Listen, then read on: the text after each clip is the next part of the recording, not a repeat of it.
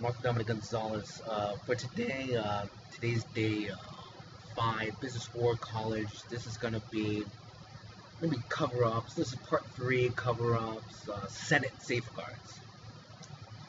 And I'm asking him, again, this is a layman's class so that the American understands, you know what, man, Dominic, I realize that the intelligence community is more powerful than the executive office. Absolutely. They have the technology, and they hire people like Snowden, man, that know computers and can do all these things. And even Snowden's saying totality. He had totality. I mean, my gosh, it's hard for me. It's like, are you serious, dude? I mean, my gosh, man. Who would give a man totality that could take information, copy it, or even change the information with no record?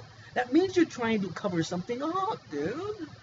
I mean, he could have been used in a lot of ways. That's why it's so important that a real good journalist from the United States, Robin Roberts, George Stephanopoulos, David Gregory, gets to talk to this man and gets to ask him some questions and say, well, you know what, man? What other information? I mean, we have an intel. Basically, Snowden's even saying it. So he's basically the fact, saying that the intelligence community supersedes the executive department. And then if the scary thing is if that intelligence community is in union with any group of lawmakers that don't like the president, that's like the worst thing that could happen. And even Snowden was saying in the interview, he was hoping things would change with Obama, which means that he was involved probably in seeing a lot of things that were bad, and he's hoping for a change, and he says he didn't get that change. Because probably obviously the president doesn't know, dude, because you're still being run by a Republican administration. That's why things aren't changing. And the liberal doesn't even know to ask. It's like they don't know the question to ask, or not getting in there to solve the problem.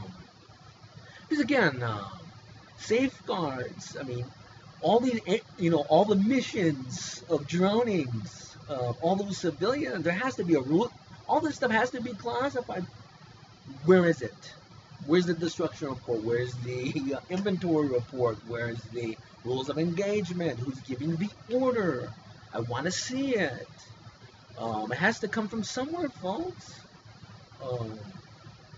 Too many things, man. Again, watch my documentaries on droning. We're on a drones arms race right now where everyone wants a drone worldwide. Scary. And oh my God, imagine someone going nuts doing it. I couldn't imagine someone doing that on American soil to us. That would radicalize Americans, wouldn't it? So you would think that those people would be radicalized by that. We have to squash all that stuff. The only way we can squash it is to find for each situation who's responsible for the order. And you have to go to The Hague, dude. And a jury will find you guilty or not guilty based upon the evidence. But you can't do those things. We're a free country. We don't torture people. We don't mass murder people. We don't create a business war so that many Americans end up maimed, man. My gosh. I mean, 1/4 of those injuries, if we focused on Afghanistan and we had smaller units, but nobody listens to Dominic. Not when it counts. It's always after the fact, man. But anyways, this is Senate safeguards. And I guess I'm covering in a way questions to ask. And honestly, I don't know why the Senate's not saying we as a Senate need to actually ask Snowden questions and say, you know what else do you know? What do you know during the Bush administration? What information were you gathering?